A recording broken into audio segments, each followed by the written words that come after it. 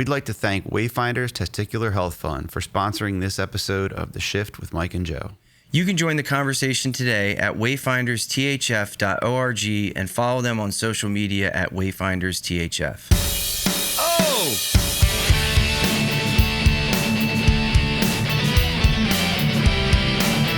I don't know whether to headbang or like a slow. It's like this.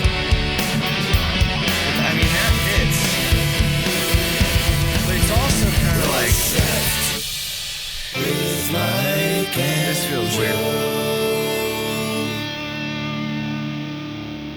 You don't have a pillow in your hand. Too late. All right. Welcome to episode number 30. No, number 40. I literally just said it. Number 40 of The Shift with Mike and Joe. I was just looking at how my cheers matches your hat. Cheers, Mike. Cheers to I thought you wanted to cheers me. No, we can cheers. Yeah. But yeah, so we decided to do something kind of special for this one, which is get rid of the guest. Put on some jorts. Get back to basics, you know? Yeah, right. We had a lot of success. Well, not a lot of success, but we had some good feedback early on when it was just you and me. Yeah. So we thought we'd bring that back once again. Well, plus, I'm pretty sure the viewers would love to hear my life story. Yeah. Well, I haven't gotten to that part yet. No, I'm just mentioning it now. That's true. Planting the seed, You're planting the seed. I got you. You're foreshadowing. Foreshadowing, yes. Okay. So yeah, we decided that for these next two episodes, we're going to do a little interview of each other. Yes. I'm going to interview Mike today. And then next episode, Mike is going to ask ChatGPT to interview me. Hey, at least I'll have questions prepared. That's true. You don't even have any questions prepared. Hey, maybe I just told you that. Oh.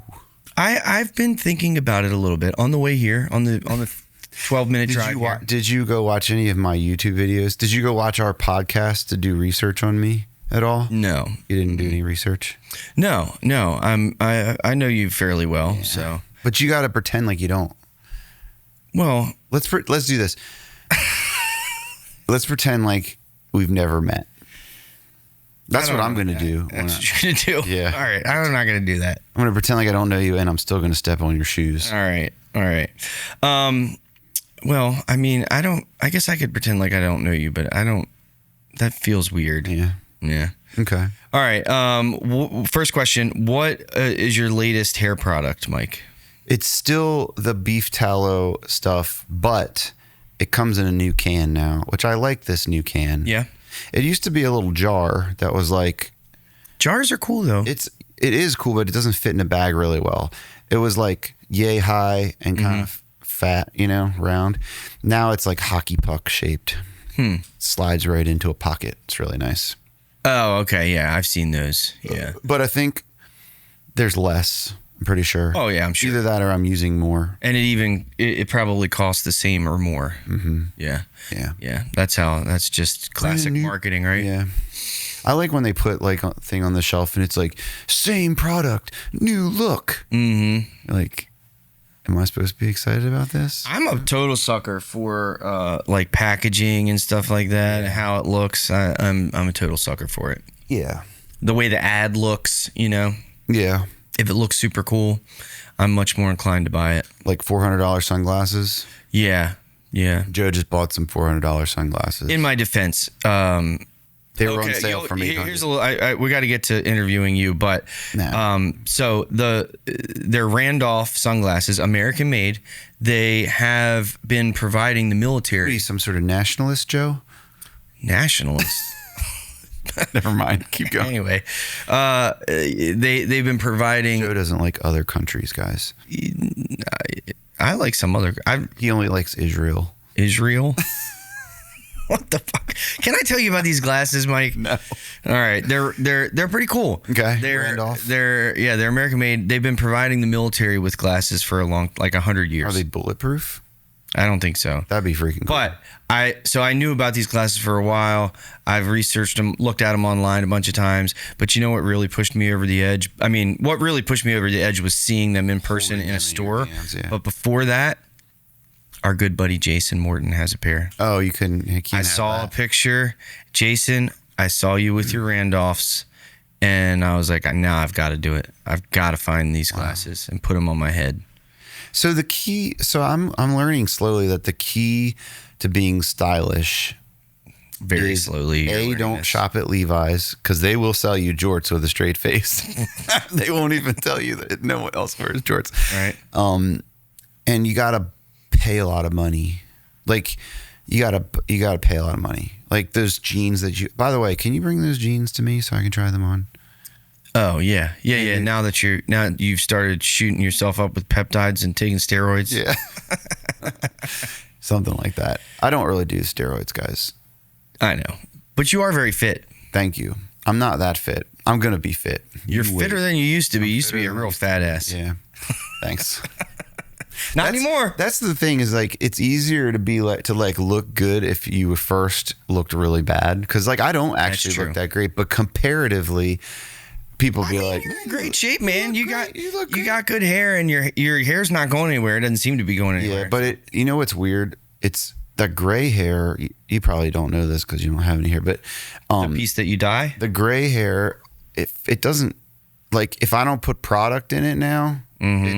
It's a problem. Like I used to be able to just the hair products makes the gray hair go away. No, it makes it sit better. Like it'll be like if I got out of the shower right now with nothing in my hair, like this would all be sticking up and this would be like that. It's crazy. And it used to be like I could get out of the shower and just kind of do this and it would basically do what it's doing. So the gray now. hair falls down, but the other hair doesn't. Yeah, it just falls right over. That's weird, man. Yeah. So once the rest of it gets gray, I'm gonna be like dependent on hair product. It's going to be like, aren't you already pretty much dependent on hair product? I mean, I am psychologically. Yeah. Hair product, water. I keep needing that. Keep needing water. Food. Like, yeah, it's a problem. Yeah, I got a real problem. All right, so beef tallow, you're sticking with that. Oh yeah. What kind of glasses are you wearing? Those are pretty neat. Zenny. Yeah. Oh. These come with. Do you really want to know about them? Yeah, glasses? I asked you the question. These were not $400 though. They were $40, but they come with little clip-on magnets, which is awesome. Oh, you just sunglasses, you know. Yeah, pretty handy. And I've got like, as with everything else in my wardrobe, I've got 5 pairs of them. Okay. Like I find something I like and I just buy a bunch of them. So, well, I mean that I'm like that too. Yeah, and then you don't have to make any decisions. I mean, I do have some other glasses that I never wear because I'm not comfortable with them. What is your vision like? What's terrible? The numbers? I don't know. You know, it's just bad. Just bad. So if you take your glasses off, can you see me? Yeah, I mean, I can see. I can't tell that that's a lobster on your hat anymore. I think it's a crawfish. And I can't tell where you're looking. I can't tell if you're mad or happy, or I can kind How many fingers am I holding up? It's like half a peace sign. Yeah. Yeah. All right. Okay. Have you seen Project Hail Mary? Did you see that yet? No. Oh. What is that? It's a movie. It's a book, then it's a movie. I just watched it. It's free on Amazon Prime. You know how I feel about free stuff. You like free stuff, yeah. Yeah. But there's like an alien in it, you know? He's kind of an ET character. Mm-hmm. And he can't do a thumbs up. So, and he does a thumbs up. He goes like this. It's super cute. Is it a comedy? Not really. I mean, it's serious. There's comical aspects to it, but yeah. It basically is like one dude who's up in a spaceship, and he wakes up and like everyone in the crew is dead, or everyone, the rest of the crew is dead, and I can't remember like the exact thing. They were trying to like, there was some kind of like alien life form that was like eating the sun, and so they sent like a team up to do something, and the team was supposed to like, they knew they wouldn't like be able to get home. It was like a one-way thing, you know. Mm-hmm. And I guess something failed, and so he wakes up. I'm pretty sure it's in the future. I'm pretty sure it's like 100 years after he went, but I'm not sure because I was like kind of half paying attention because it was free, so I didn't like. I was like on my phone. You were just enjoying it. Yeah, it's like I'll get the gist of it, you know. Yeah. So, but anyway, That's what I have to say. I gotcha. And he says, instead of amazing, he says, amaze, amaze. It's cute. It's so it's like an ET kind of thing. It's like an ET kind of thing. Yeah, I gotcha. His name's Rocky. Yeah, it sounds like it's got some comedic elements to it. I've been watching this show called Silo. Oh, I read those books. That's good. Really? Yeah. Yeah, but don't tell me what happens. I don't remember. But, well, that's good. I didn't realize that there were three seasons when I started watching it. But, man, it really, like, drip feeds you the information so slowly. It's like, God, what's the current status? So it's in season 2 now, or I'm in season 2, and I think it's like episode 3 or 4. So the Juliet Nichols woman comes back from the other silo, and now she's the mayor, and she can't remember anything. Oh, okay.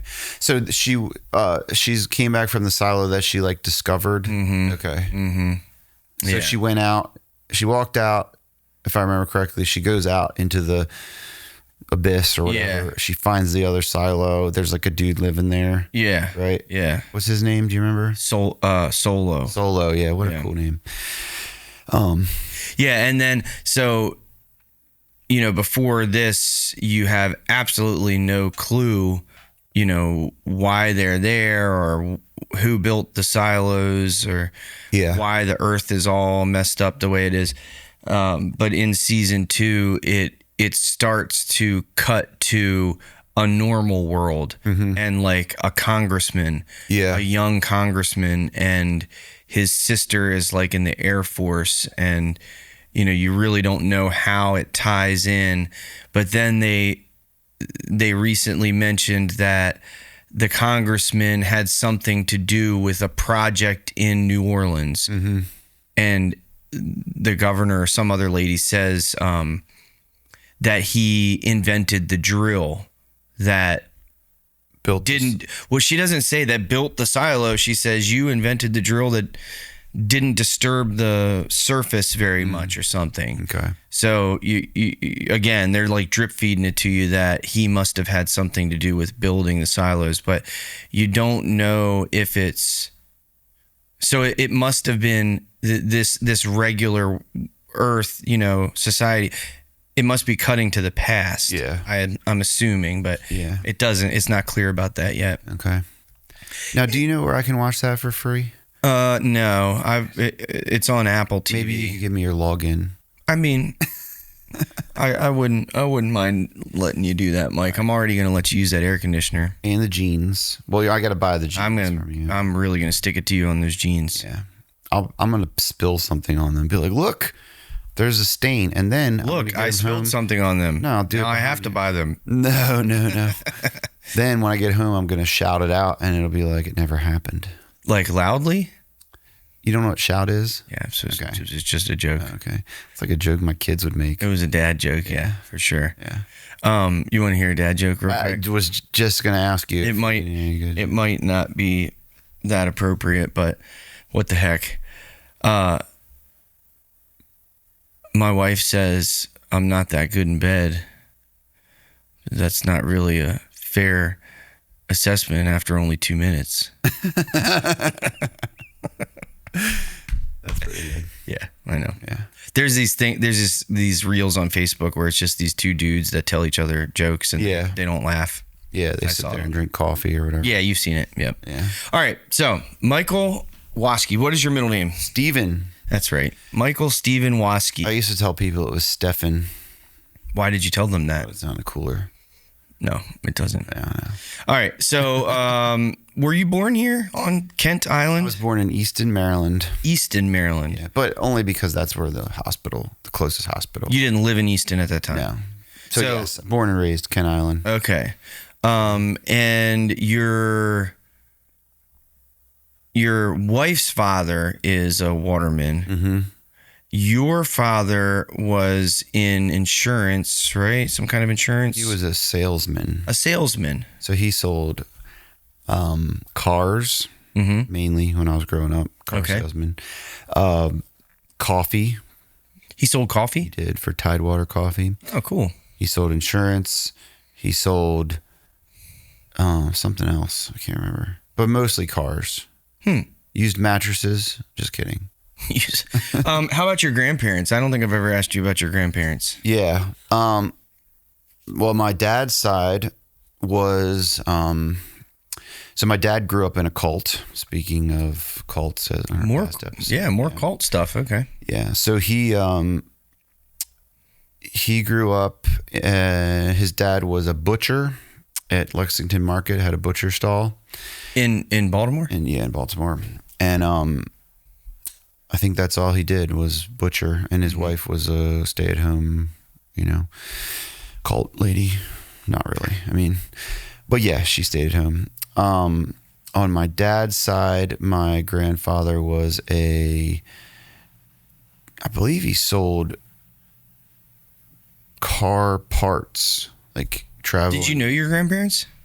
My dad's dad I've met a couple times. Because like when my dad got out of the cult, it was like his entire family just stopped talking to him. But then later on, his sister got out and his dad was like super old and like senile, and I don't know the details of it, but somehow he came with her, and so she was like caring for him. So I met him, and the only real memory I have of him is like playing Chinese checkers, and he was a big heavy drinker, and he'd be like kind of nice, and then all of a sudden he'd be like not nice. Yeah. Do you know much about the cult? A little bit. It's based in Australia, or the like headquarters is in Australia, and it's a religious cult. I don't know like the detail. Like I know my dad like wasn't allowed to like listen to the radio or anything when he was a kid. It was like as little contact with the outside world as possible. When he went into the military, he signed up. That's when he left the cult, was he went into the military. Oh. And he signed up as a conscientious objector. You know what that is? I've heard that term, but I don't know exactly what that is. So it basically means you're not going to take up arms. Like you'll be like you still have to go through boot camp and all that stuff. But like you'll be a medic or something. Yeah. Or I don't know. I think he was like a desk. He did something at in Japan. He was like a office worker. But so as far as the cult goes, like the things I've heard, it's called the Plymouth Brethren. That's the name of it. And there's a couple podcast episodes out there about it. If you want to look it up, you can find it. Okay. But the guy in Australia, he like one of the things is you send money, like you send your money to him, and then he like redistributes the money and this kind of thing. So, yeah. Man. So his family, his brothers and all are still in it. So what do you think draws people to cults? I mean, I think like it's interesting because I think there is a certain like countercultural rebelliousness to a cult. Yeah. Like, you think of it as being something that's very like, oh, you must be like a total rule follower, and like, but it's really like on a grander scheme, it's very rebellious, right? Yeah. You're rebelling against society, you're rebelling against the norm, right? And I think any good organization that's worth joining should be a little bit cultish. What do you mean? Can you elaborate on that? No, I'm just kidding. I mean, I'm not kidding in a way though. Like if you're going to be different, be different. You know what I mean? But not to the point of like, you can't have contact with the outside world. But like, I'll give you an example, like the mainstream Christian church, right? Like, how do they reach out to people? Like they reach out to people with trunk or treat and like, come sit on the Easter Bunny's lap and come sit on Santa Claus's lap. And it's like, okay, well, that's all like, and I'm not trying to be preachy or anything, but that's all like pagan stuff, right? Like, why are you trying to appeal to me with through things that are like, that you should be against, like you're just the same as like, what's the appeal there? Why would I go join a Christian church if it's just like being part of regular society? Is this a rhetorical question, or can I respond to it? Sure. I mean, I would guess that the average person that maybe a church is trying to recruit may not even know that those are pagan traditions or things, but apparently the church doesn't either. Well, I mean, do you think that they don't know, or they're just using those things to their advantage to try to make an initial connection with people? I think if you're celebrating something that goes against what you supposedly believe, then you probably just don't know. Well, that's fair. Yeah. That would be my guess. Yeah. I don't know. So you don't like Santa Claus? I don't like Santa Claus. Not a fan of Santa Claus. What if you met him? What would you say to him? I mean, I'd be nice to him. Yeah. Yeah. I wouldn't be a jerk to Santa Claus. Okay. But yeah, no, I mean, you're not a jerk, especially to like random people. Yeah. But yeah, so like my dad's dad, that whole side of the family in the cult. Your question, why do people? I think another part of it is just if you grow up in it, right? Like if you're born and raised in, it's the norm. An atmosphere that's like. Do you know why your dad left? I don't exactly know, but I think he just wanted to get out and see the world. I think that was the biggest thing. Yeah, he just wanted to get away from it. It's kind of funny that sometimes like the same thing that might draw someone into a cult could also be the same thing that would make like children of those people want to leave. Yeah. Yeah. I think if you're told like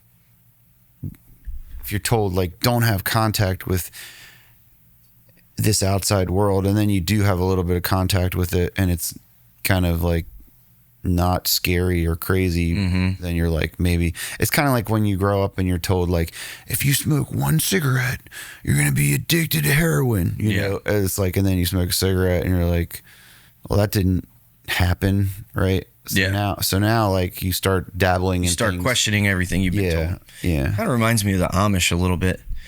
Yeah. What's the, I don't think the Amish are a cult though. No, I didn't mean that it was a cult, but, I was talking with Jen about this recently, that there is something, I mean, I am by no means an expert on Amish people, but it's my understanding that there's some type of thing that they go through when they're like a teenager where they are allowed to go, kind of run wild for a little bit. And do you know what I'm talking about? I know what you're talking about. I don't know if that's true or not. I've heard that too. There's a specific name for it. I've heard the name for it. I just can't think of it.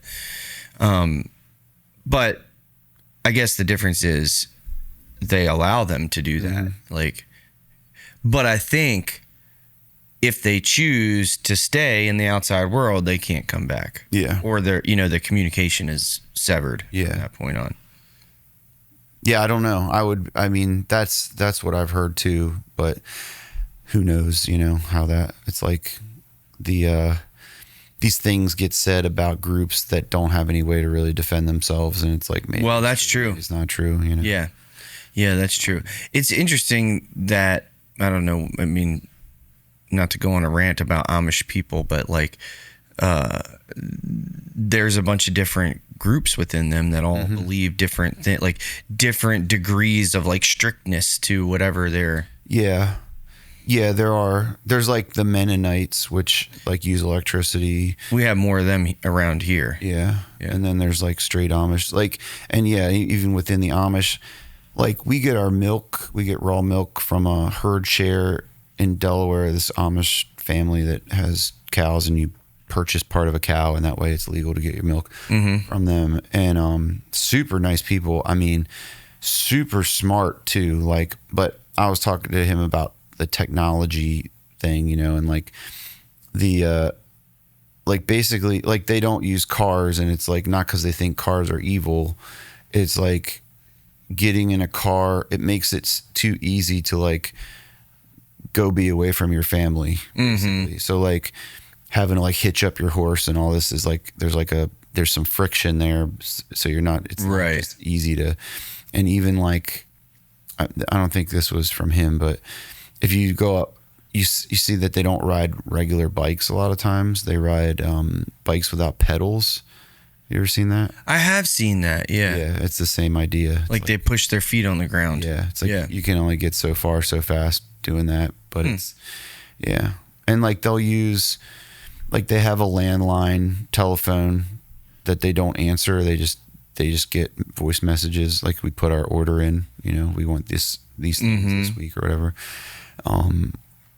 and they have like they have some electricity involved in the but not in their house, right? It's only in the work area.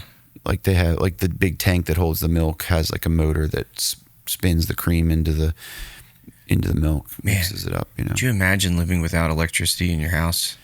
It'd be wild. It would. They do have some solar power. Oh, really? Yeah. In their house? Yeah, like they have a solar powered light in their bathroom. Well, that's electricity. Yeah. I guess you can only get so much of it. I don't know. Yeah, interesting. It's only a light. They don't have like a refrigerator. Like they love it when we bring ice. We bring ice to the milk drop to like put the milk in. And a lot of times we'll bring too much ice. Man, you give them some? They give them the rest. Yeah, they love it. They try to pretend like they don't care. They're like, yeah, I mean, if you're not going to use it, sure. And then as it melts away, they're like, no, come back, ice. All right, interesting. All right, so back to Michael Waskey. Yeah. All right, so you've told me, so I didn't know you until like, it's probably been like 14, 15 years, something like that, which is quite a while. You're an old Joe. Oh yeah, I know. But I didn't know you. We didn't know each other when we were younger.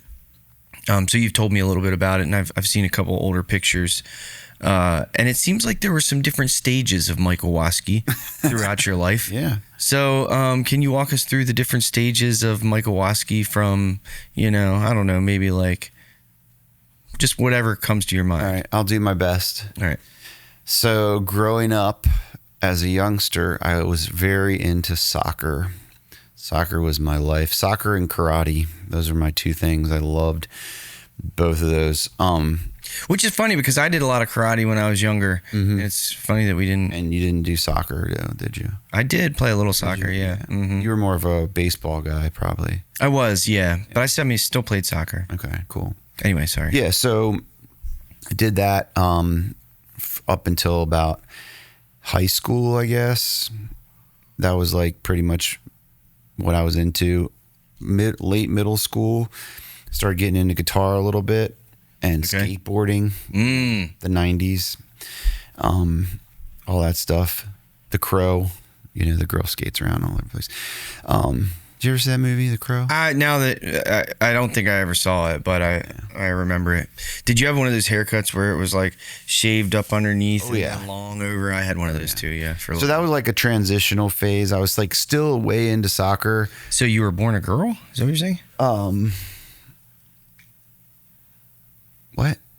The transitional phase. Okay, yeah. It was just a joke. Okay, it was a good joke. Yeah, so I was like real into soccer still, but like starting to get into like skating and guitar, and drugs and all that kind of stuff, And so yeah, like when I got to high school, I was like, I wanted to play soccer, but like I wasn't friends with any of those people anymore, any of those soccer kids, So I did join the team like in ninth grade, and the coach and I got into it because I like stuck up for this. There was like this one kid on the team, a little skinny kid, and all the other kids were picking on him. And I got in a fight with like 3 kids over picking on this kid.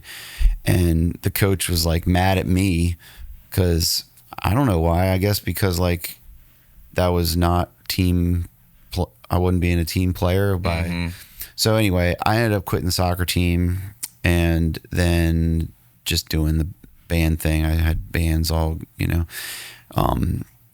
in high school, and got real into music, and then kind of got away from sports and stuff. And you did a lot of like heavy metal kind of stuff back then. Yeah. So the first band I was in, we were like, it was this guy, John Gunther, who's like a really awesome songwriter. I've talked about him before on the podcast, and so I joined a band with some of my brother's older brother's friends, and we were just like I don't know, we were like a rock band. And I always forget that you have an older brother. Yeah, me too. And what's his name again? Chris. That's right.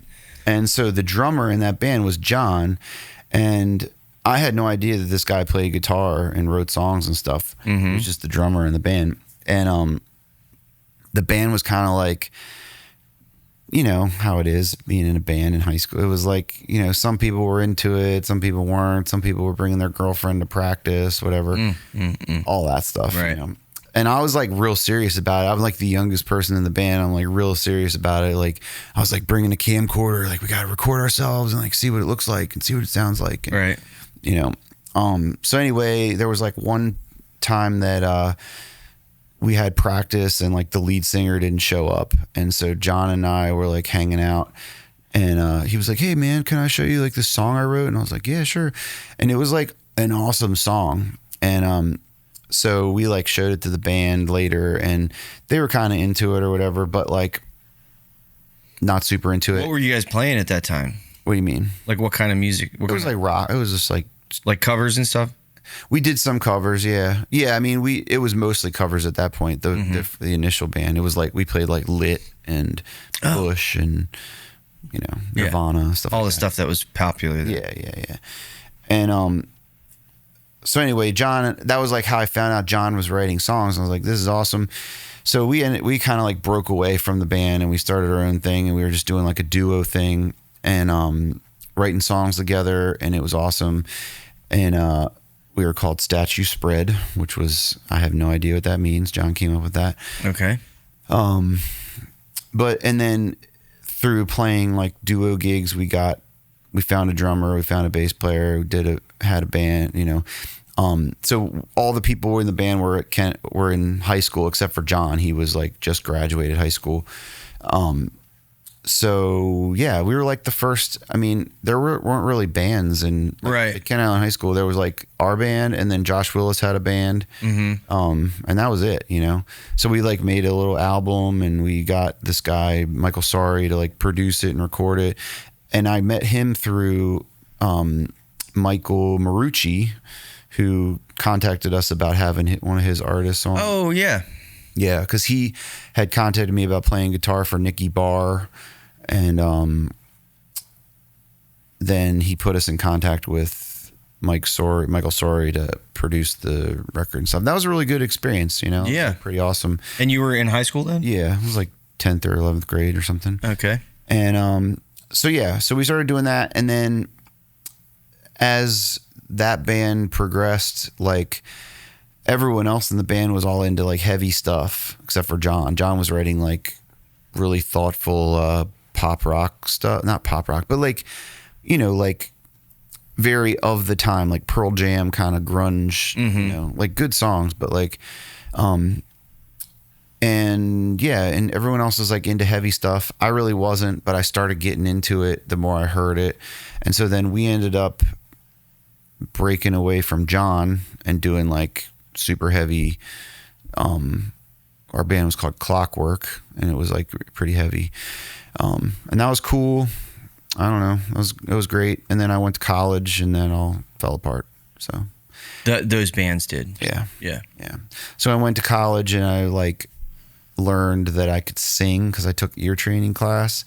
Because up until then, I never really played, or I never really sang. I just played guitar. Like that's it. That was it. You know, I was in choir, which, you know, was more of a. It was like a music class at high school that I could take, so I took it. But there wasn't really like instructions on how to sing in choir. It was it's not like singing lead vocals in a band. Like listening to the people next to you. Right. And, but yeah, so then I went to college and did ear training class, and like you have to sing in ear training class because you got to like be able to look at a line of music and sing it and stuff. And so I started singing, and then writing my own songs and just kind of playing by myself. And that's still what I do now, you know, as you know. Yes, I do. But I haven't written many songs lately, which is kind of sad. But, you know, you get a family and all that stuff, and It's a tough world out there. It is. Gotta pay those bills. Yep, you sure do. Yeah. I mean, you do pretty well, Yeah. gigging solo and teaching music. Yeah.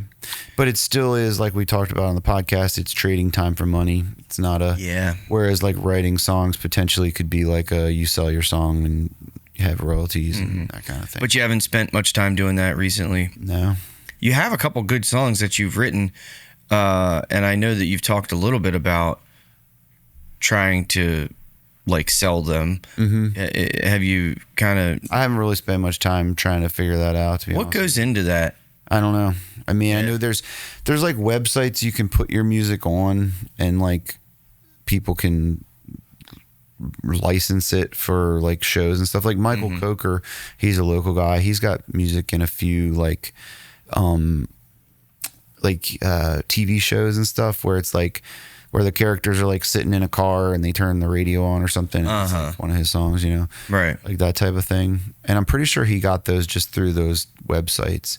I don't know that it's really a huge moneymaker. It's not like selling your song to like. I would almost think that you'd have to pay them for something like that. Like you in a TV show, they turn the radio on and it's your song. Like, yeah, no, I mean I think they pay you, but but it's not a lot. You know? Who are some of your biggest musical influences? Joe Bryan of Heavy Fred is definitely number one. Come on, I skipped that whole phase. You sure did. Playing bass and Heavy Trying Fred. to forget that time of your life, huh? Yeah, that was a good time. A time where you played in a band with this really irresponsible, undependable person that was doing substances. Yeah, I forgot about that. Walking off the stage. Yeah, eating shrimp, eating crab stuffed shrimp or tater tot. I think it was crab tater tots. Yeah, it was something. Yeah, let's tell that story real quick. Okay, so one time we were playing at Ram's Head Shore House, I believe. Yep. And Joe got so drunk. I mean, the person in the band of Heavy Fred got so drunk that in the middle of the songs, he was walking off the stage to this table where he had his crab tater tots and just eating crab tater tots by the handful. And the rest of the band's like, what the heck do we do? What are we doing here? And and then I hid your keys. I remember that. And I found them. And you found them, or either that or you had a backup set somewhere. No, I do remember. That's one of the few things I remember is like searching for the keys, and I found them. I hid them in like the back of your truck somewhere. I think. They were. You hid them in like that cabinet that had like the mixer and stuff in it. Oh, okay. You put them in there. Yeah. And I thought to open it up, and there they were. Yeah, I don't know why I didn't just take them. I guess I was hoping that I could tell you later where they were. And you guys all left me. Like I think we did. Yeah. You just hid my keys and see you, dude. Yeah, I don't remember the details of that actually. I'm sure there's more to it than that, but no. And then we had like an intervention for you, and it worked. No, not right away. Not right away. No, it was another year and a half before I got my shit together. But I do appreciate that intervention you guys had. Yeah, no problem. Yeah. My pleasure. I feel like it was mostly led by you. Oh, yeah. You were like the serious one. Yeah. You know. Yeah. You told me about smart recovery at that time. Yeah, that doesn't work. No, it doesn't. It's a little too open-ended. Yeah. I remember I would smoke a bunch of weed and then go to a smart recovery meeting. Yeah. And they'd be like, well, we really don't want you to smoke weed. And I'm like, what? I thought that's what you guys said. That's okay. This is like a California sober situation. California sober. I wish I had known that term back then. I didn't know that. It's like a more recent term, I guess. Yeah, I think it is. Yeah. Well, I'm glad I didn't. But yeah, so influences, growing up, obviously, like all the grunge stuff, Nirvana, that kind of stuff. I was super duper into like Counting Crows. They were good. And like, I think like the biggest, the groups that I really, really like everything they did, aside from like Nirvana, was like Counting Crows, Third Eye Blind, which a lot of people don't realize how good Third Eye Blind is. Oh, dude, yeah. We've talked about that. Matchbox 20 for a while. I was real into them. Really liked some of I really liked their guitarist in that band. And I mean, the songwriting was good too, but but that all went downhill. I don't know. Matchbox 20 is not a thing for me anymore. But I could never get over the way the guy sang. Yeah, that's the problem. That like overemphasize. I can't even. You know what I'm talking about. I do. I know exactly. I don't like that either. And like Pearl Jam. That's like why I never got into Pearl Jam. And I've later. His is a little overemphasized as well. Yeah, like in recent years, I've like listened back to Pearl. I'm like, this is really good songwriting, but like I just never could get into it. Like Jesse, one of the guys in the band that I was in high school, loved Pearl Jam so much, and I just never could understand why. But it's because I couldn't get past the singing. But yeah, and then when I got like later into high school, I got real into emo. So like the Get Up Kids and Mineral and these bands, like the some of the early emo stuff. Yeah, I've never even heard of that. Really into that stuff. Bright Eyes, we've talked about with Michael. Aren't they from Maryland? No, Bright Eyes from Omaha. Oh. And yeah, so that stuff, and then got real into like heavy stuff like Deftones and Meshuggah and some of those other bands. I don't know. I don't really listen to that stuff much anymore. I still put on some Deftones once in a while though. But Deftones they really run the game. I mean, they're heavy, but like they have some really kind of melodic and chill, like atmospheric stuff. And I mean, I always liked Radiohead. I couldn't sit here and tell you every Radiohead song, you know. For a while, I think I just liked Radiohead because you're supposed to like Radiohead. Yeah. If you're into music, you're supposed to like Radiohead. Yeah. And later on, I got real into Red Hot Chili Peppers. I really didn't like them growing up. But then it's funny that you mentioned that because we were just talking about like the singing. Like Chili Peppers for me, same. They're great. They're awesome. But man, I just cannot get past the way he sings sometimes. Certain songs. You know what's funny? Sorry, little side note. I always knew that there was a period of time where Dave Navarro played guitar for the Chili Peppers. But I could never tell you like, oh yeah, it was from like 1990s, whatever, or it was this album. I was recently watching a YouTube video on like the progression of that band. And the songs that I do like the most from the Chili Peppers are from the one album when Dave Navarro was playing. Yeah.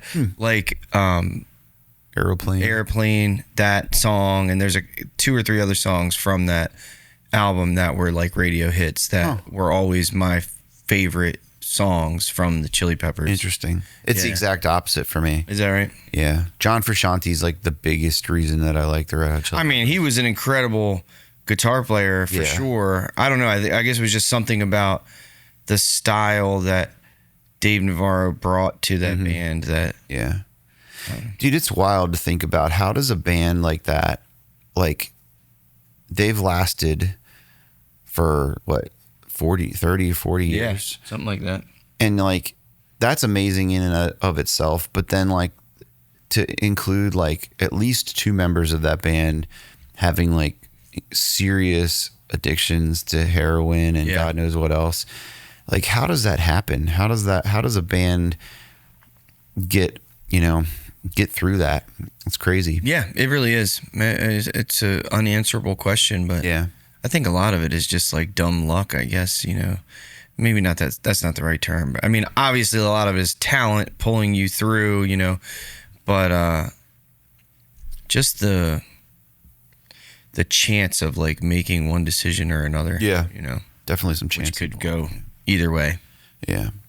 And I mean, Third Eye Blind too, they're still kicking, and they're not like radio. They're not on the radio the old stuff's on the radio, but like they're putting out new stuff, and it's like they can do that now. Like they control their, they just have their own little audience that they, I'm sure they're doing fine monetarily. Yeah. It's pretty cool. I looked them up I wanted to listen to that, whatever that one album was called, a couple weeks ago, and I've listened to it on Spotify. But yeah, I saw like, oh wow, they've got a bunch of other albums that I've never heard before. Yeah. But do you remember the name of that one album? The one with like God of Wine and all that? Yeah. I think that's just self-titled, I'm pretty sure. Man, that album was awesome. Yeah. Every song on it was just like killer. Yeah. Really good stuff. Yeah. I loved that when I was in high school. Yeah. And his singing's weird, but it's good weird. Same with Counting Crows, the Adam Duritz, Yeah. I've always liked that kind of like I don't mind if it's over the top, but if it sounds like the dude or gal is actually just singing, it gets their voice, then it's fine. You know what I mean? Like it's not, it doesn't sound like put on or something, you know? Yeah. I don't know. Yeah, I hear you. I would say, like, I know what you're talking about with Pearl Jam, and there are definitely certain songs where it sounds a little overemphasized or put on, but there are some times when, like, Eddie Vedder is, I mean, he's an amazing singer, no doubt. And I've seen some live performances where it was really incredible. Yeah, I actually don't think, looking back, like, I don't think his was put on. I think that is his voice. But in that era, people copied him, so it sounded like just another voice in the crowd of that kind of overemphasized thing. But I think that was his thing. Yeah. That got ripped off. I don't know for sure, but no, that makes sense to me. The biggest one I can think of is Matchbox 20 for me, where it was just like, or come Creed. on, man. Or Creed, Creed, same kind of thing. Yeah. Where it's, I can like vaguely think of like some of the way they would say words and sing words in a song, but I can't like reproduce it right now. But I think everybody knows what we're talking about. Yeah, everyone knows what we're talking about. Yeah. And now there's like this whole new thing of like the O's, the way people say, like the pop singers say O. Really? Yeah. What's that? I don't know. I don't know either. I can't do it. I can't do it on the spot. Okay. I'll try to send you some examples. All right. Yeah. We can overdub it right now. Do that. Okay. Let's create a moment of silence for Mike to overdub. Yeah, I know. Yeah, now that I hear it. Yeah, I know exactly. I wish I could have farted just then. Perfect. So, but you told me, I don't know about like real recently, but I remember like maybe in the past year or so, you told me you don't really listen to music that much now. I don't listen to too much music, yeah. I mean, I do. When I do, it's like Jason Isbell, or I'll go back and listen to stuff that I used to really like. I have been trying to like put on Spotify and hear some new stuff, you know. But yeah, I don't know, man. It's just, what are you listening to? Like audiobooks and podcasts and stuff? Yeah, a lot of audiobooks and podcasts, or nothing at all. You know, I don't have a ton of time to listen to stuff anymore. Yeah. You know? Well, driving to gigs. Yeah, that's true. What are you listening to when you're driving to gigs these days? Right now, I'm listening to Dead Drop. Oh, I thought you were going to say The Shift with Mike and Joe. The Shift with Mike and Joe. Yeah. It's like, John Carricow or something. He's like a former CIA spy. Oh. I thought that was an actor. No, I guess he kind of is an actor if he was a spy. But yeah, it's like spy stories. And then I like Theo Vaughn's podcast. I do like Joe Rogan. That Theo Vaughn podcast is hard to listen to sometimes because they are just all over the place. Yeah, he's kind of all over the place. It's just like bam, bam, bam, this and that, and then 5 seconds later they're talking about something completely different. Yeah, it just seems like his brain is like there's no like continuity to it. It just whatever pops into his head, and then they talk about that for 10 seconds. Yeah, let me see what else. I like The Diary of a CEO. That's a good one. I think I'll listen to that. I'll listen to the Sean Ryan show once in a while.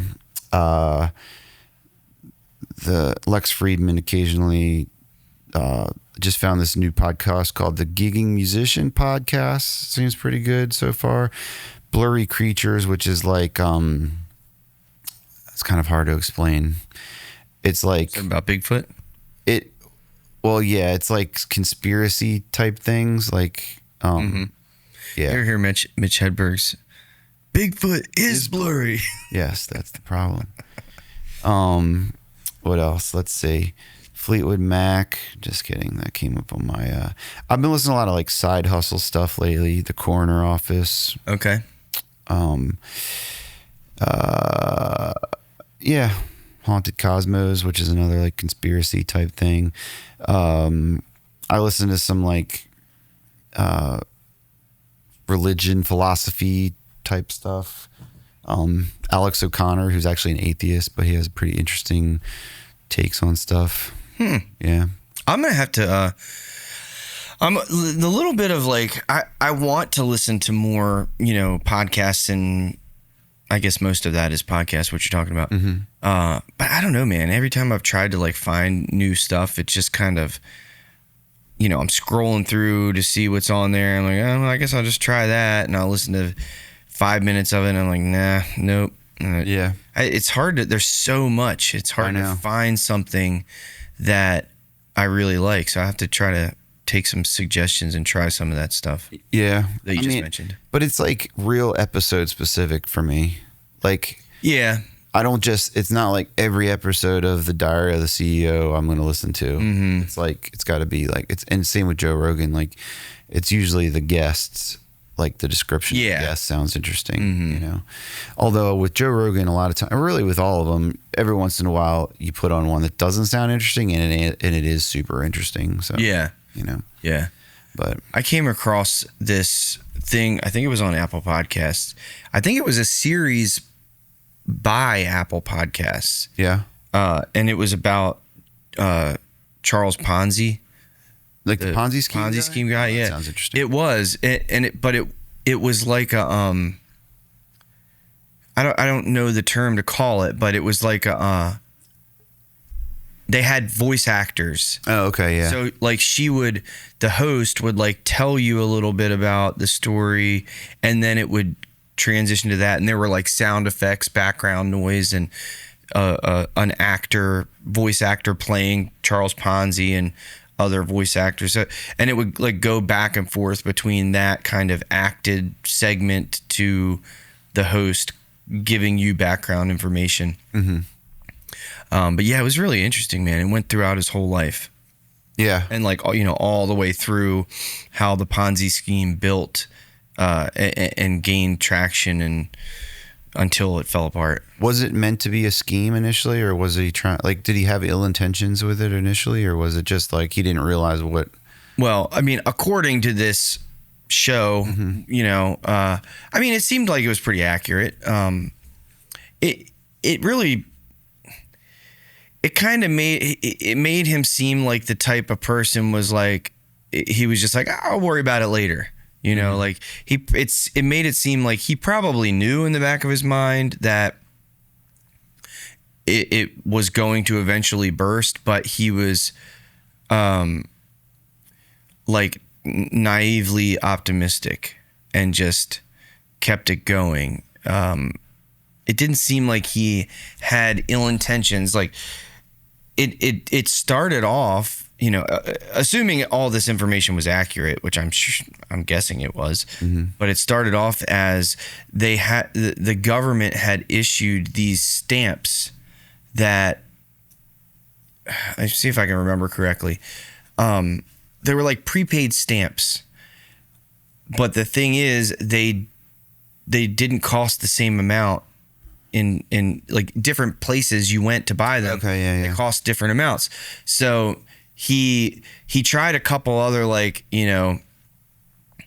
genius ideas that fell through. He was just an immigrant trying to make it, So then he came up with this idea that he was going to get investors to buy these stamps, and then he would go, like he'd buy them cheap and return them somewhere where they cost more money. And he actually got a couple investors to do this. I say people did make money, right? Some people did make money in the... Oh yeah. Lots of people made money. But basically he had some investors, and then like when he went to go try to return them, they were like, yeah, you can't return these stamps. Like you should have found that out first. Right, maybe. Yeah, right. And that was part of it. Like you didn't even look into it before you took everybody's money. Yeah. He just assumed that he would be able to do it. And he even like had family back in Italy buying these stamps and like shipping them over to him. Like he would send them money and they'd buy the stamps and so that was the whole deal. But so he had people come, like some of the first investors come to him after he finds out that he can't return the stamps. And they're like, hey, we want our money back. You've had our money for this amount of time. Where's our money? So he just paid them back with other investors' money. Okay. And it just kept going like that. Like he would get, but what happened was those first investors that got their money back plus interest would go to the next Joe Schmo and be like, yeah, Ponzi's legit. Like I gave him money. And then 90 days later, he gave me, 2.5 times that amount. Yeah. So then somebody else would come and give him, and it was all about the stamps. Until it was like people didn't even really care how he was making the money. They just knew it was like magic. They were like, Ponzi's a magician. Like he just turns money into, like, pulls money out of thin air. Like you give him money, and then 90 days later, or however long it was, he'll give you more money back. And it just kept growing and growing and growing. And he eventually I can't remember how it ended, but at some point, something like that. Like he never made any money. Right. It was just more investors' money. But there was Bernie Mac was another, that was a Ponzi scheme also. Bernie Mac, the actor? Isn't he an actor? Not Bernie Mac. I'm going to sound like a dumbass on this podcast, but Madoff. That's what not Mac. Bernie Mac he's an actor. Bernie Madoff was another Ponzi scheme. Okay. Like really, really big one. Pretty recent, right? Yeah. I think Ponzi was like in the early 1900s, I think. Yeah. Madoff, I think, was like the 80s or early 90s, maybe. Okay. But yeah, really interesting and crazy how things can snowball like that. It is interesting because it's like it's not really illegal. I mean, I guess maybe it is now, but it is illegal. It sounds like what he initially set out to do probably wasn't illegal. Well, at the time it wasn't. And that's why these Ponzi schemes are now illegal because of what has happened in the past. But at that time, he was just there were no laws against doing something like that. Yeah. Have you seen the I was wondering if you've already done this. You can give like money to AI to invest for you. Well, so I haven't done that exactly, but kind of. So I recently started some investing, which I had never done before, and I'm using Robinhood, and you can choose the stocks yourself, or you can choose an option where it says we can analyze the market and invest it for you. And I'm pretty sure it's using AI at least partially to do that. Yeah. Yeah. It seems like, hey, why not? Right. But then at the same time, it's like, if everyone's doing that, we're all at the same advantage or disadvantage? It just kind of evens itself out, Well, I suppose it depends on what, AI model is used. And probably too, you're going to still give it preferences like your risk tolerance and stuff. Yeah. Yeah. I remember when I went through those steps, it asks me what is your risk tolerance? Yeah. Is this a long-term thing, or are you planning on, do you want to get rich overnight? Like, rich quick. Buy low, sell high. No, buy low, sell high. No, I actually did tell it I want low risk. I plan on leaving it in there I'm not planning on pulling it out. That's the way to do it. Yeah. All right. So Michael Steven Waskey. Mm-hmm. Oh yeah. This is supposed to be an interview. Mike, I've been hearing about this looks maxing thing online. Oh yeah. Everybody's optimizing their jawline now. Right? While completely ignoring the fact that young men are one of the most at-risk groups for testicular cancer. We're talking mainly guys between 14 and 35, your friends, brothers, sons, even fathers. Exactly. So here's a better idea. Before you spend 3 hours researching cold plunges and eyebrow symmetry, grab life by the balls and check your own. Seriously, a quick self-exam could help catch something early, and early detection genuinely saves lives. That's why we're proud to support Wayfinders Testicular Health Fund.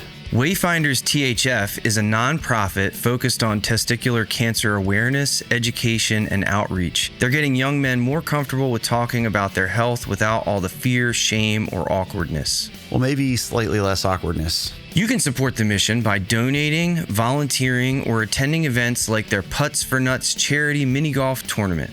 Wait, a mini golf tournament? Can we go to that? Oh, we'll definitely be there, Mike. Putts for Nuts is happening October 17th in Ocean City, Maryland at Embers Island Mini Golf. Wayfinders THF is here to help normalize the ball talk guys usually avoid. Join the conversation today at wayfindersthf.org and follow Wayfinders THF on Instagram and social media. So remember, be bold, be brave, and be aware with Wayfinders Testicular Health Fund. What are your morals and values? Ooh, morals and values. Yes. Well, I would say, man, that's a tough one because I would say first part of the first half of the interview was easy. Yeah. Now we're getting hard. Well, I try to treat others as I would like to be treated. Okay. That's the number one, right? I think that I have pretty traditional Christian values, I would say. What are they? I could see where that, is kind of an open, or that could be, what does that mean, right? Like, I think that family's super important. I think it's the basis for society, like. Okay. I obviously believe in, well, maybe not obviously, but like taking care of children. So like I have 4 adopted children, and I feel like that was something that it's not something I would just do. It's not an easy, convenient thing. It's like I felt a God-given responsibility to do that, like, because I was able to, sort of. I mean, I guess that's debatable, but like you were in a position where you could do that. Is that what you mean? I mean, I guess in a way, like, it's like having kids, right? You're never like, it's never a good time, right, to like have kids. You could keep waiting and putting off till you're in like this perfect financial situation or whatever. But yeah, as ready as I was ever going to be. Mm-hmm. What was the question again? Morals and values? Yeah. I don't know. That's such a... But you just kind of started getting a little more specific, and you were talking about family. Family is the basis of society, and that's an important thing to you. Yeah. I think, faith in God is important. And I think that's where our morals and values come from. Like, I think if we don't have, even if you don't believe in God, like you do, and you don't realize it, because like all of our morals, they come from somewhere. So like and for us, it's like our society has been formed by Christian values. And so like what we think is right and wrong, what we might think is just everyone knows this is right or wrong, like that hasn't always been the case. Like it comes from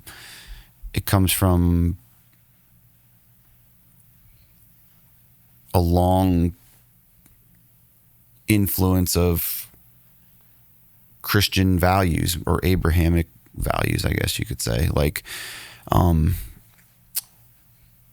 so yeah. And, I try to be honest with people and,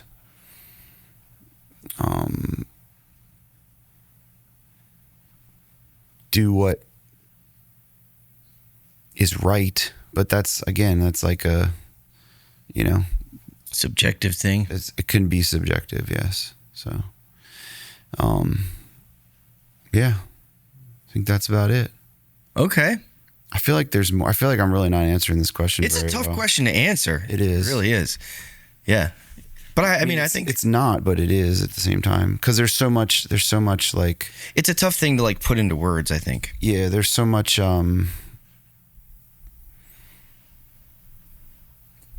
there's so many it depends on like who you're talking to, what they're going to understand what you're saying to mean, you know? So but yeah, I try to follow the Bible the best I can, you know, and even to the point of, you know, not eating pork and shellfish. And there's different interpretations of the Bible, though, correct? There are. What do you think about that? I mean, I think that's the way it goes. Why do people interpret this guide differently? I mean, that's a big question, you know. That's definitely a big question, because on one hand you could say that that's a healthy thing, right? It's healthy for there to be sort of a debate about things, you know, that it's not just all cut and dry. But I don't think I really have the answer to that question. I mean, like, I think I would like to believe that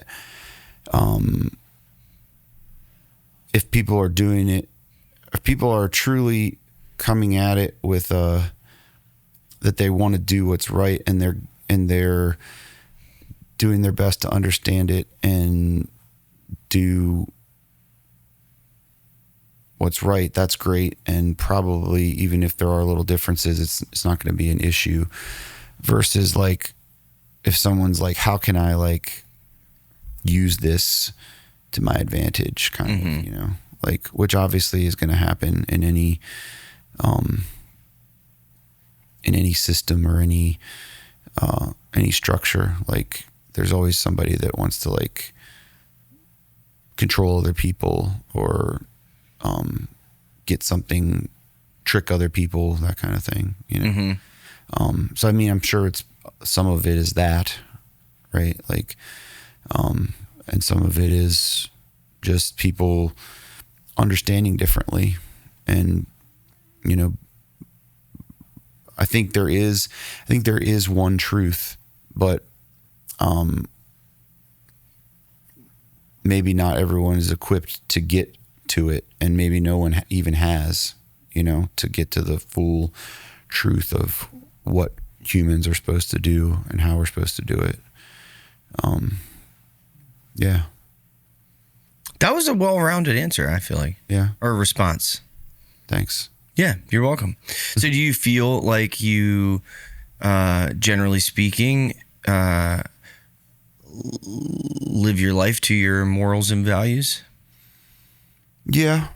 I think it's every day is like I have to. No, I guess not really. I mean, I try, but I constantly fail. So, well, I mean, that's understandable, right? I right? think if I didn't try, I definitely like, I'd be in a way different place than I am. Yeah. Now, but yeah, I think it's a little bit impossible to like,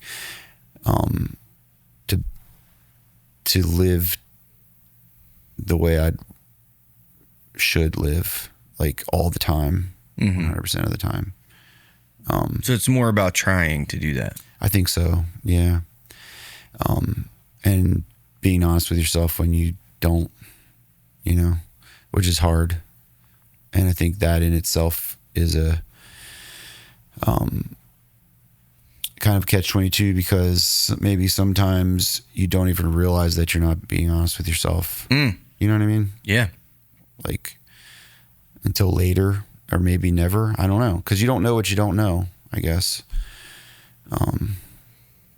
It takes a lot of self-awareness to be able to recognize when you're not being honest with yourself. Yeah. And being willing to like listen to other people's, like if you have people in your life that will tell you honestly what they think, and they're not, again, not trying to like get something from you or control you in some way, like, but they're willing to give you feedback about yourself. Like, I think of my wife as definitely a person in my life that will tell me when I'm doing something that I shouldn't be doing, or maybe doing something I shouldn't be doing, you know, or like, you should examine this thing in yourself. You know, I can trust that she's being like coming at it in goodwill. Right. And like, no ill intentions there. Yeah. And that took a long time to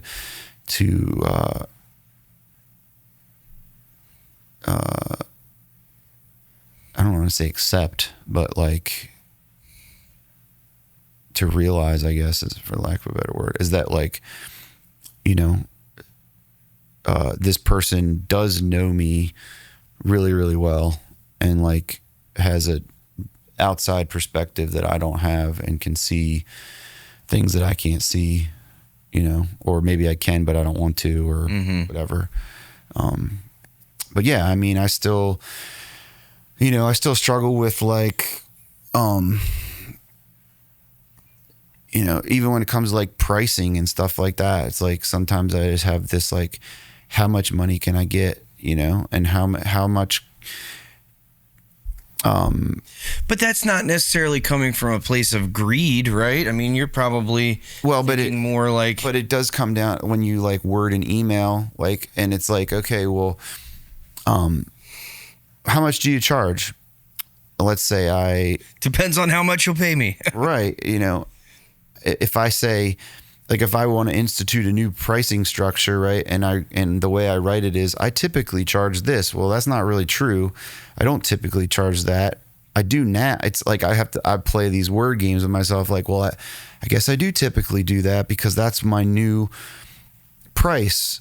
So it is typical, but it's kind of misleading because like typically I've charged this in the past. You know what I mean? Like that kind of stuff. I struggle with that. Like, are you saying that you struggle with like wanting to be honest in a situation like that? I want to be honest, but I also want to make as much money as I can, and I want to word something in the best way to get me what I want, and also make you feel okay with, and also feel the way like you I'm say not. Yeah. So like, and I most of the time, like my initial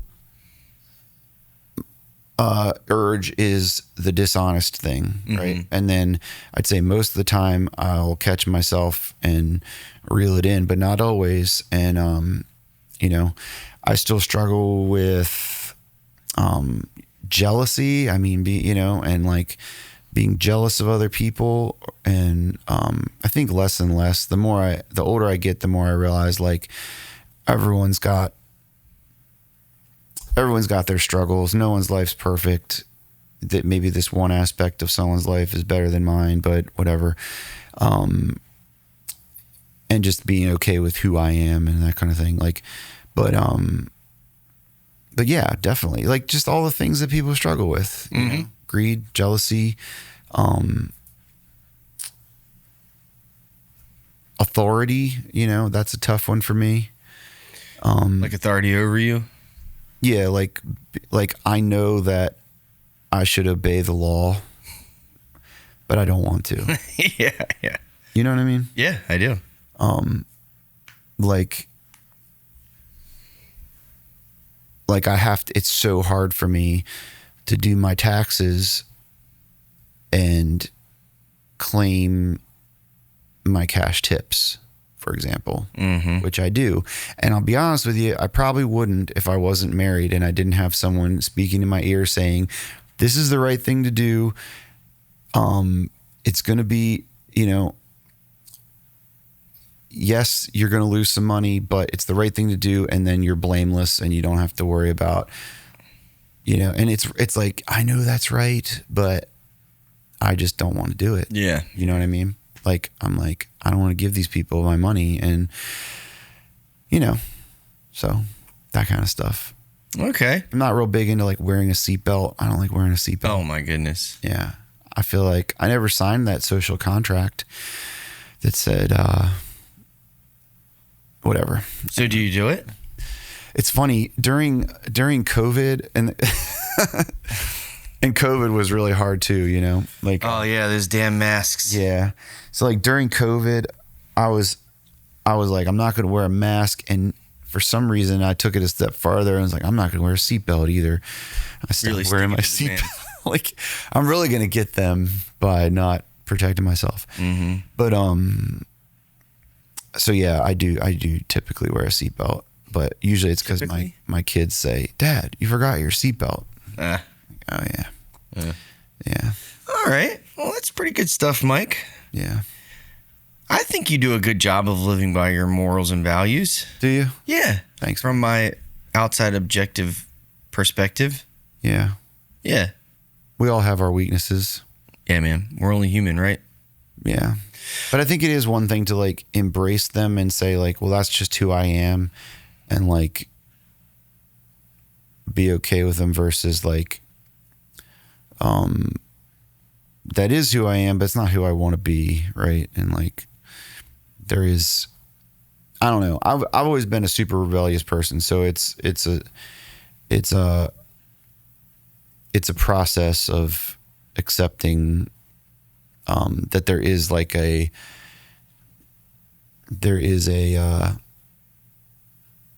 something bigger than me that I'm a part of, right? That like I affect,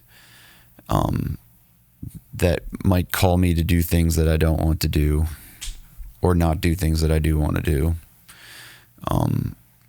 That might seem silly, or like the things might seem like wearing a seatbelt. It's like, who cares, right? But it's like, I have kids that look to me, and it's like, that's a big thing too, is like the kids that, I think anyone that has kids can acknowledge that like the quickest way to sort of change your actions and your thought patterns is to have kids. And, when you see them do things that you hate and realize that they learn them from you, then you start to question, that hits differently for sure. Yeah. And I struggle with laziness. That's a big one. Yeah. Yeah. Like getting myself going is always You overslept this morning. Did I? No, that was me. That was you. Yeah. No, it's good though, because I was running late. So I was like, well, I figured when I overslept. When you didn't respond for like 30 minutes, I was like, yeah, I think he probably doesn't mind that I overslept. No, I was like trying to get out the door because my whole family's out of town this week. So I'm like, I was outside like scooping poop out of the chicken coop and like refilling all the chicken food and all the chicken water and like collecting eggs, and like I had poop all over me. And oh my gosh. Yeah. You had no kids to do all that for you. Yeah. My house is like a well-oiled machine. The kids all have their jobs, and like when they go out of town, it's all on you. It's all on me. And I don't know how to do half of it. So I have to like figure it out or get them to explain it to me before they leave. And it's a lot of stuff. Yeah. Almost forgot to feed the frog. Oh my gosh. Yeah. What'd you give him? Frog pellets, little pellets. Oh, you didn't catch a fly? No. All right, let's go to something a little bit lighter. I know that you are a big bag person, so you got any cool bags recently to tell us about? What are you into in the bag world these days? So lately, I've been trying to get down to as little as possible. You say that every single time we talk about bags. Stuff. I think I found pretty much the perfect bag. The perfect bag? Close to the perfect bag. If I could step off camera for just 1 second. Sure, show it to us, Mike. And I'll give you a little tour. We won't go crazy, but I'll give you so I'm regretting asking this question already. The hardest part you have to pull the microphone back. The hardest part about finding a good sling bag. It's a nice bag, yeah. It's nice, right? And we don't need to go into all the I won't go into all the compartments, but I'll tell you about this. So the reason I thought I can see you fighting your urge to really dive deep right now. The hardest part about finding a small sling bag is that they don't have water bottle pockets on them. Son of a gun. So I found this one, which has like a stuff pocket, right? And I was like, it's not meant for a water bottle, but I was like, I could totally put my water bottle in there. Does it bother you that you're using it for something that it wasn't meant for? Well, no, but it is. So right now I took a bunch of stuff out of this bag because I went on vacation and I took all my like tools and stuff out that I carry around all the time. And like my first aid. I did keep some Band-Aids in there in case the kids got hurt. But so it's not packed out really a lot right now. So the water bottle fits great in there, whatever, it's fine. But normally the bag's like bulging and then I have to cram this down. And as you can see, you know what's funny? Hold on. Just you got your Mike YouTube bag review kind of persona going on right now. Yeah, I can see it coming out. And as you can see, this thing is it's getting it's supposed to be tight. Yeah, you stretched it out. And I've stretched it out. And and so that's kind of driving me crazy. And I'm like, I could just buy another one, but how can I do that when I've got 42 bags over there? A lot of bags over there. I feel like I can't. I like the look of that though. It's even got the pass through. Like, why would you want to put that little? It's a great bag. Yeah. Oh, I said I wasn't going to open it. Sorry. You just couldn't resist. But yeah. That's what I've been doing lately. What's the name of that bag? That is the Vertx Urban Ghost 15-liter sling pack. Oh, the Urban Ghost 15-liter sling pack. I can't say it. Yeah, and it's ambidextrous, which is great for me because I'm a lefty. I don't know how I have it set up right now though. I like to switch it once in a while in my and then this is not part of the bag, but it is a cool thing. Oh, it's a little carabiner hook thing. Called a hero clip. Oh, look at that. And when you're in the bathroom or something. Yep, you can hang. Oh, it didn't work right there. What's that other thing on the zipper? This? Yeah. That's a rapid access tab. Rapid access tab? Yes. And that is for, so this bag, like all Vertx bags, have a, you really got me going now, Joe, have a CCW compartment. So initially, I believe this was here. So the idea is you sling the bag around, you unzip this, you'd have that rapid access. So it's quick, easy to grab, right? And you reach in here and then you... And then you shoot people? But I don't use that compartment because I'm a law-abiding citizen. Right. So I keep my gun right here. No, I'm just kidding. No, we can talk about that later. But I can't fit a gun. I can fit a gun in here, but the problem is that the bag, I carry so much stuff that I couldn't reach my hand in here. But you have a hell of a time deciding what to put in the bag. Oh, I do. But so I use this because this is the quick access pocket where, you could keep things like your wallet, your headphones, your chapstick, things that you reach in, get quite often. Mm-hmm. And I found that when I was driving, if I had a little zipper up here, I couldn't one-handedly rapidly enough get into it. Yeah, so this sort of divides the bag in half. I know that if I find this, that's my quick access pocket, and in front of that is the front compartment, and behind that is the back compartment. So it's a nice little kind of tactile feature. Okay. That it's a good bag. So what about Michael Steven Waskey's personality do you think makes bags so appealing to you? Like what is it that drives you? That's a good question. These bags. I think there is something there. Yeah. So I do like to be prepared. I like to be able to like. You skipped the whole doomsday prepper stage of Michael Waskey earlier. Yeah, I sort of let go of that. I've gotten a little bit more realistic about what types of emergencies I'm most likely to encounter, and yes, it's certainly possible that at some point the world is going to end and we're all going to be screwed. But I don't think there's that I have enough financial or what's the word for time? I don't have enough financial or time capital to fully prepare for that. So like, right. I'm just hoping that doesn't happen. And if it does, I'm going to do the best I can, You'll have plenty of places to store things. Plenty of bags. Yes. Yep. We've got a little bit of preparation, but not like, I don't think anyone can really fully prepare for the end of the world. I think we can prepare for like, a couple months of like there's a flood and there's no groceries or there's a hurricane or whatever, a couple months of it's hard to get food and that kind of thing. Right. But I don't think we can prepare for 15 years of living. I can't anyway. Right. Yeah. I'm sure there's some people that you had can. $1 billion, maybe. Right.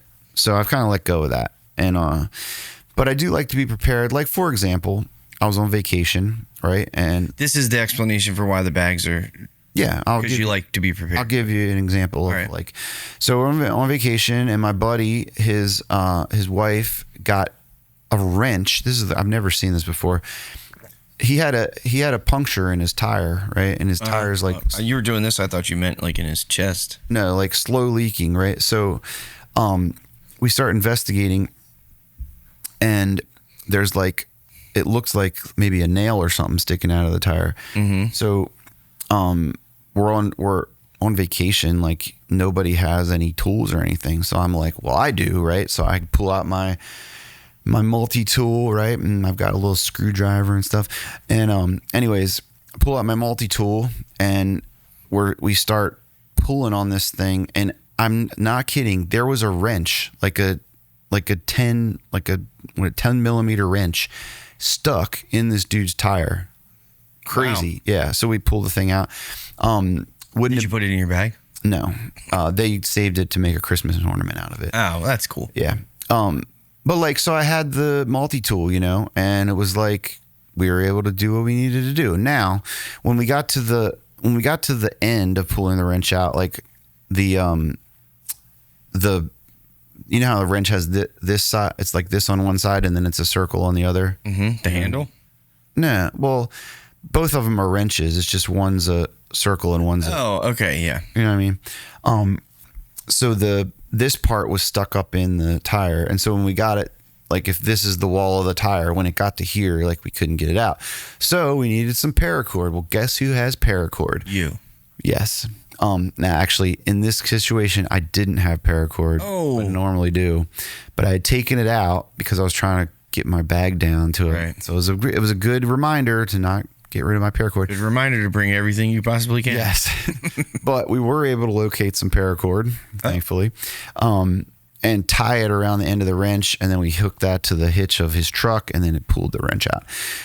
But then we needed to patch the tire. Right. And I did have a tire patch kit. Wow. So there was that. Good enough to patch a hole from a wrench? Yeah. Wow. We had to double, the little like rubber things you cram up in there. Mm-hmm. I had to do 2 of those. But yeah. And so anyway, the reason this all started for me was I worked at Starbucks way back in the day. Mm-hmm. And I was it was like my first day there or second day there, and I bent down and I got a big old rip in my pants. Oh, yes. And, yeah. And I had to walk through the mall with like, it was a big rip. Right. It was like a really big rip. So I had to walk through the mall to go buy some new pants. And I said, never again. I will always have pants with me. How did you feel in that moment when you were walking through the mall with a rip in your pants? I just kept telling myself, everyone's preoccupied with themselves. No one's going to notice. It's going to be But how did you feel? Embarrassed, I guess. Embarrassed. Yeah. And on the contrary, how did you feel when you were able to provide all the tools necessary to pull that wrench out? And you can't say good. You have to tell me. No, I'm trying to think of a better word. I felt like a hero, Joe. Oh. Okay. All right. I felt like a real stand-up guy. Isn't that interesting how, like, when we really look deep, like, why do I like bags? Because of these emotions that it provides. But there's another reason. Oh. I hate having things in my pocket. Like, I can't stand it. Yeah. It drives me nuts. I can relate to that. I don't like it either. Yeah. So like everything goes in the bag. Mm-hmm. And and then you have kids, and it's like you need a Band-Aid, they need chapstick, they need stuff, I need stuff, everybody needs stuff. Mm-hmm. And I like to be able to provide that stuff for people, Yeah. So it makes you feel good when you're the provider and you can solve a problem. yeah, I like to solve. That's an instinctual thing, I think, for men and dads. Yeah, totally. Yeah. So, you know, it's I get a lot of crap for carrying a bag everywhere, but I like having. You know what I'm thinking right now, Mike? I'm thinking something up right now. What's that? First of all, I mean, I already have a kid, but he's not a little kid, but getting ready to have a baby. Yeah. I'm going to need to get me a good bag. You're going to need a diaper bag.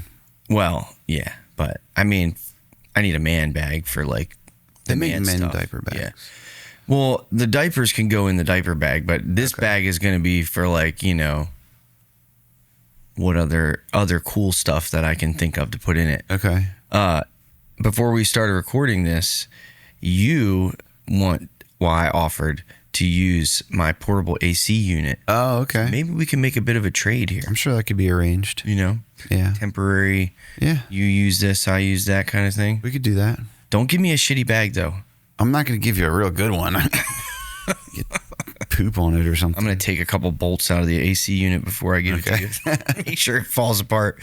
Make sure it works just enough, but it like what do you think you're going to be carrying around that you don't normally carry? That stuff that you were just talking about, like Band-Aids and I have a multi-tool, but I don't normally carry it around. Yeah. I mean, I don't know, Mike. You know. It's funny because I have two multi-tools that I carry around. I took the good one out and I kept the little one. Yeah. Because I was trying to pare things down, but it still worked. It was good enough. Yeah. You know? Multi-tool is a good thing to have. I've got several bags, as you know, but they're camera bags. And I've been kind of going through a similar thing where it's like, I don't need to bring every camera and every lens I own every time I go somewhere. But so I'd like to have like a multi-purpose bag, you know, where I can put a smaller like walk-around camera and lens combo in there.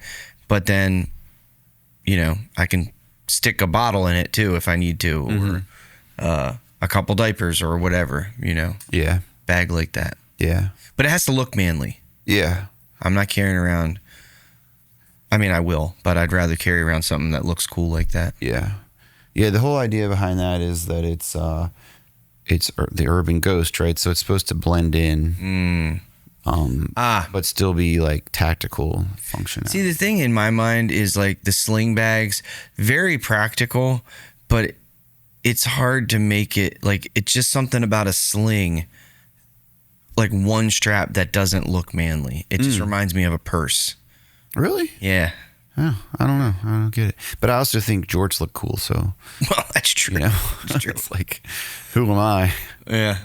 I do like the sling. It is super functional. And yeah, they are. You know, you can, like, not all sling bags are set up this way, but a good one is set up so that when you sling it around the front of you, you don't have to take it off. You just you can easily get into it.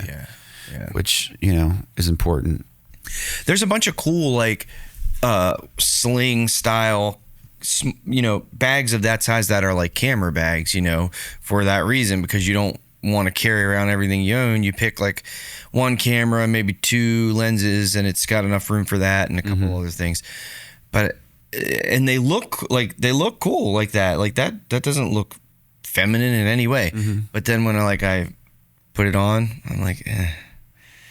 So I have a bag that I don't think it's up here, but it's convertible. It can be a backpack or a sling, and it's pretty cool. Or maybe I'll show you that one. Yeah, maybe I'll check that out. Yeah, because that way you could, you know, experiment, maybe ease into it. Yeah, start with two straps. Yeah, it's called the Vanquest Katara 16 liter. Okay, you know, I love how you have all the names memorized too. They're all like very complicated names. Yeah. I mean, I got the names of the cameras and all the gear and crap memorized. Yeah. It's funny how people get into different things and like dive, you know, we're similar in that sense. Like there are things that we are both very into. Yeah. They're just not exactly the same things. Yeah. Like I know more bag names than I know like guitar names. Like I don't know why, but I just like if someone tells me they have the PRS such and such, I'm like, cool. I don't know what that is. Yeah. Well, there's a lot of, there's probably more different types of guitars than there are bags. Yeah, probably. I mean, there's a lot of different kinds of both of those things. But guitars is seemingly endless. Yeah. types of guitars. Yeah. So what's on the horizon for Michael Steven Waskey? So my latest push is to redo my website to be more event focused rather than like artist focused. So like if you go on my website now, it's very, talks about songwriting and storytelling and this kind of thing, which because you made my website. Yep. And it's great. And it's gotten me a lot of gigs. But I would like to move away from even for bar gigs, that isn't really, the website isn't really what I do. Yeah. In reality, you know what I mean? It's more of a solo artist trying to make it kind of like, yeah, exactly. Yeah. Which isn't really my focus anymore. Right. So, so I would like to sort of revamp my business cards and my website and make it more like corporate, private, event focused, like weddings, funerals, Christmas parties. Funerals? Sure, I played at funerals. I've done like 3 or 4 funerals. Really? Yeah. Yeah. Usually, whoever died, they had like a favorite song or something. Yeah, right. And you play that, maybe a hymn or something. Right. So okay. It is a little hard to chart. That's another one where it's like, I'm gonna charge you $1,000 for a funeral. Oh, hard to charge. Yeah. Right. But yeah, so focus more on that. Play less gigs, but better gigs, and just market myself as private event person. So hopefully we're gonna do some photo stuff here soon. Yep. So I'll probably have to like dress up a little nicer than normal, but I don't own a suit right now. So you mean for the photo, you're going to put a suit on in this? It crossed my mind. Yeah. But then I was like, I could probably just do like collared shirt and nice pants, and that'd probably be good enough. Yeah. Cause I don't think I've played a lot of private events and I've never had to wear a tuxedo or a full suit. Yeah. Even at like a pretty upscale wedding. So, but if you have a picture with a suit on and a guitar, you could really stick it to them on the price. Yeah. Like, look at this picture. Yeah. Look how professional I am. Yeah. I mean, when are we? Yeah. Maybe I need to go buy a suit before we. Wednesday, not tomorrow, but the next day. Yeah. I have to go get a suit tomorrow. I don't know if I could return it on Thursday. Yeah. That sounds good. So yeah, that's kind of, and then I don't know, I'm always looking for something that I could do that's not necessarily music related, for the future that, hopefully involves some kind of recurring income. I haven't found anything yet that I've like had the guts to really fully jump on board with. So. It's tough, man. Yeah, it is tough, especially when you have something, you kind of have like a system that's kind of already, it's even like transitioning from like bar gigs to private gigs. You have this kind of system in place that's already working and it's just kind of on autopilot, and it's like easy. And then trying to change that even within the same realm, change from like this type of gig to that type of gig. It's got to be like an intentional thing, I think. Yeah, I mean, it takes extra effort that you're not, putting into just your daily life to make any kind of change like that. Yeah. Yeah. Yeah. So I'd say that's the biggest thing for me right now. Yeah, just trying to be present for my family as much as possible. Kicking around doing foster care again, but I don't know. More kids? Wow. I don't know, man. Okay, I'm not going to talk you out of it. Kicking it around. Not on camera anyway. Yeah. I got you, man. Well, is there anything else that you would like our audience to know about Michael Steven Waskey? I'm going to call you that from now on. Michael Steven Waskey. Michael Steven Waskey. MSW. Yes, one last thing. If you take the initials of my name, MSW, and you flip them upside down, it's the same. It's the same. That's it. Yeah. That is mind-blowing. No, but tell your friends if they're getting married, if they're having a party, if you know anybody that's looking for entertainment at their corporate event, let them know.